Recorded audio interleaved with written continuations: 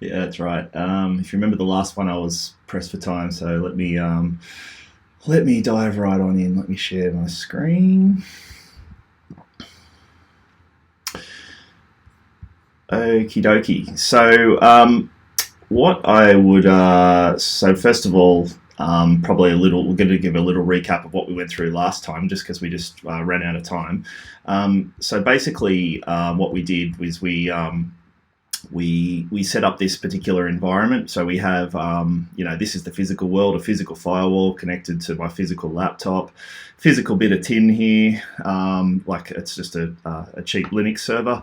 And inside of it, 3 VMs, only one of which is relevant for this demo. One of which is this blue VM at the front running Docker environment, which in this case is running one Docker container. And what we kind of went through is the various stages of network access was when you spin it up, it basically joins this thing called the bridge network, Docker 0, and by default that will have outbound access. So from here, which is a full-fledged, it thinks it's its own operating system really, you can jump inside of here and ping out to the outside world, and that will work.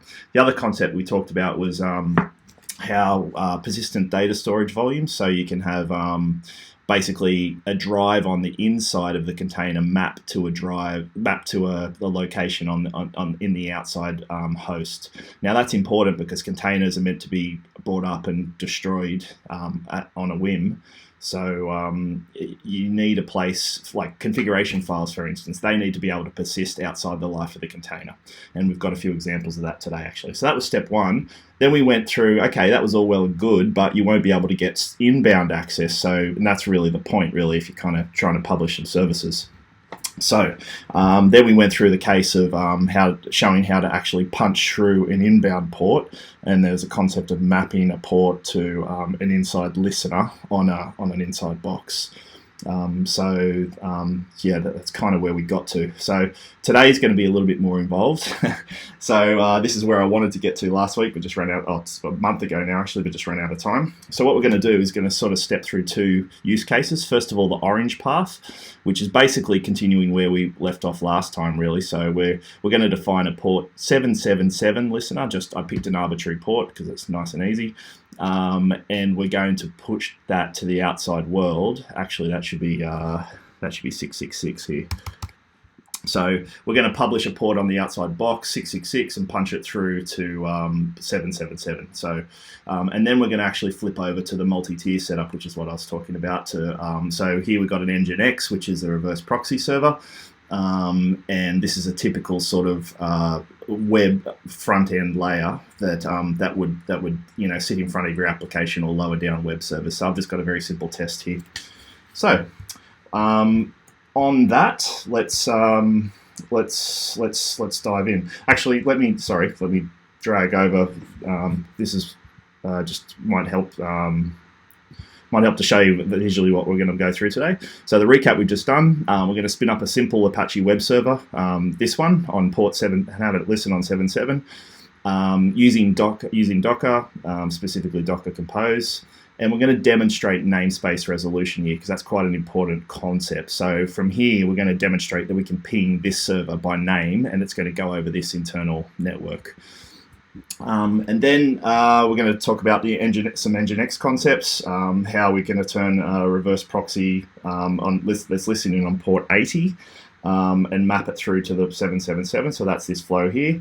And then we're going to show how easy, once you've got that working, to flip it to 443 with proper SSL termination onto the same unencrypted listener on the back end, because this is just a native HTTP. This is not HTTPS, but we're going to show how easy it is to do with that. And then finally, if we get time, content delivery network in front of all that.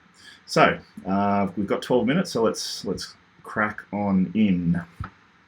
So our starting state here, so we've got, actually I'll come back to NGINX, don't worry about that. So this is the Docker Compose file that does actually the dictating of how this container should spin up. And remember, we're going to do the orange path first. And really the key bit here is just this 666 to 777 mapping. Another thing here, so the volumes was that persistent volume mapping to the outside world. So In order to get it listening on 777, remember last week we went through Docker Hub and how people publish images. So there's this HTTP image on Docker Hub, and that's a unique name up there, which is basically the Apache web server. But by default, that's been built to listen on port 80. So if you want to redefine that, you need to mess with its config file, which inside the container is expected to be there. But you can simply just redefine that and overwrite it by providing a mapping to the outside world, which is a file here. And what that actually is, so I basically just copied the default file and just simply changed one line here. So that was listen on 44. So it was listen on 80. I've just changed it to listen on 777. So given we have that, let's now spin it up. So if we just do a Docker PS, which lists the containers which are running at the moment, so you can see we don't have the NSS web box, but let's just bring that up. And remember to bring it up, just a simple, once you've got the Docker Compose file, just a simple Docker Compose up -D, D for detach, otherwise it launches you inside of the container, and we don't want that in this case. And then we run that again, and we can see now we have it up and running. And critically, you can see here, we have this 666 on the outside world mapping through to 777 here. So at this point, we should be able to test. So let's go HTTP. 10.1.3.50, which is 10.1.3.50, so the VM on port, what was it, 666? What's that, .5.50? Oh, 3, I was meant to be 50, was spotted, Pete. Right, so then that's running. So just a simple HTTP server, and I've just said, pointed at this image file effectively. So we're up and running. So 3.50 was the virtual machine here, Pete, on this that's running on this physical bit of tin. So, and it's basically just sort of spun up a listener, this port 666 on this .50 address, which maps through to the Docker world. Got that? Very cool. Yeah. Cool. So now let's get a bit more funky. So let me just check my notes here. So now we're going to flip to the green path. So let me just, for sake of confusion avoidance, we've cancelled this path out, and we're going to spin up the other one. So to bring that container down, we go Docker Compose down, simple as that, and that container is now destroyed. So how do we change that? So we go into Docker Compose. So here's one I prepared earlier. So I'm going to basically comment this out and bring up the equivalent down here. Let's just spend a bit of time here. So all of this is the same. I'm not actually sure I need this anymore. I think I was messing around with this when I was trying to get port 77 up before I realized I had to change the config here. So I don't think you need that.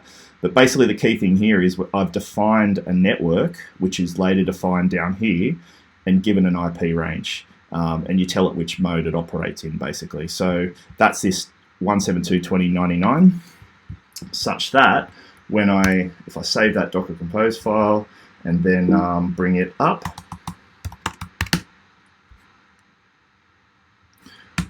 that box is now up and running. Okay, and you see here, it looks very different to what it was before. There's no sort of outside mapping to the outside world. That means it's just basically listening on 777. It's also listening on 80. I don't know why that is. I never got to the bottom of that, but it's definitely listening on 777. So now we have this guy brought up down here. We have NGINX that's also got a leg on this network, and that's the key thing. So see this this network which I defined here. If I look at my Docker Compose for the NGINX container, it also has this NSS LAN. So basically it's saying both are on that network, so nice and simple. And then all we have to do, let me bring up another window. If we go docker exec -it NGINX, bash, and this command, if you remember from last time, is basically going to jump inside this container. So we got a shell inside that container, and then we can try and do ping NSS web, which will fail. If you remember from last time, containers are built lean and mean, so they only have, I called it before, pre-packaged sort of perfection. The developers will build them only with what is required to keep them very small and be able to spin up pretty quick. So I'm installing a bunch of stuff right now to give me some network utility, so I can ping and telnet and whatnot. And if you remember from last time, if I destroy that container, if I do docker compose down, everything I just did will disappear by the time it next comes up. But now, if we go ping NSS web, we can see that actually, the name resolution is working just fine in there. So that's that demonstration. We can also now at this point go telnet NSS web on port 777, just to prove that the HTTP listener is up, and we can see that it is. We throw some HTML at it, we get a response. So what we've just proved there is a ping from here to here works fine inside of that, and we've also done a telnet proving that the listener is up down here. So what we're going to do now is put an actual flow working through NGINX. So we're going to go over to our NGINX config. So what I will do here,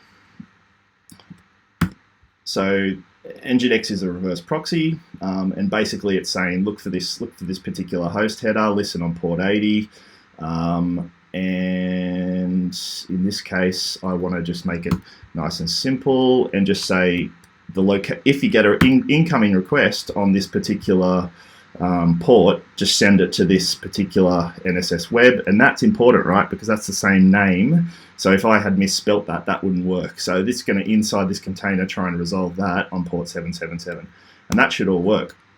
So what I have to do is, I always forget this command, NGINX.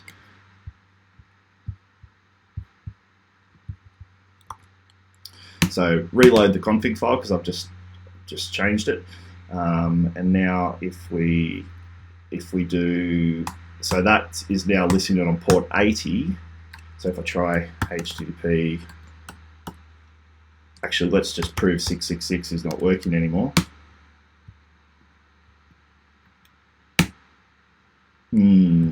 That's still working for some reason, not sure.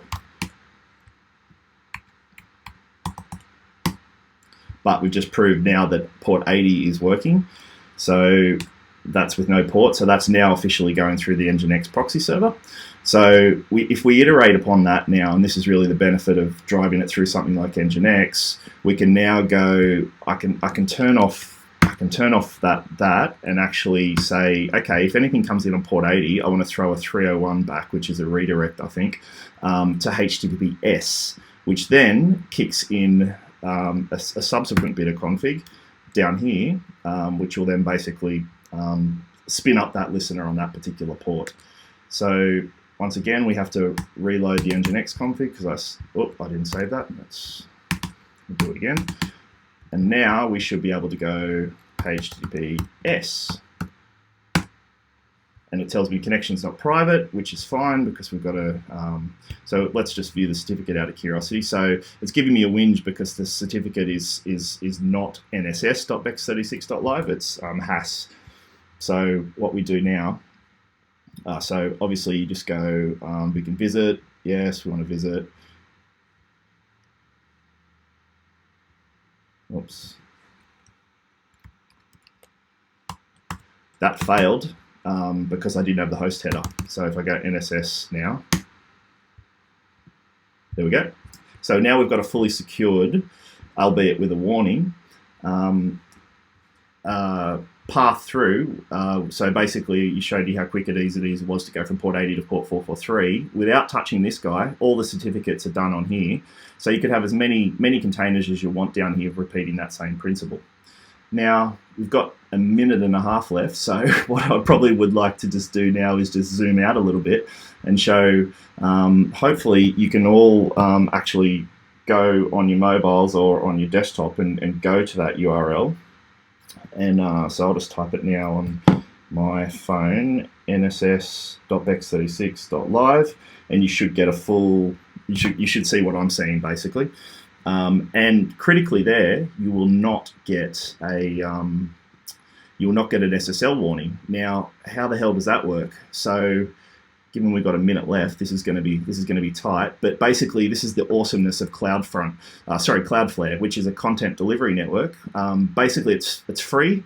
It cost me, I think, $3 to buy that bex36.live domain, and then once you've got it, you can set up DNS. So I've basically said, look, here's my where is it? NSS .bex36.live. So it basically is up there and up and running. And on the SSL config, this is the important part.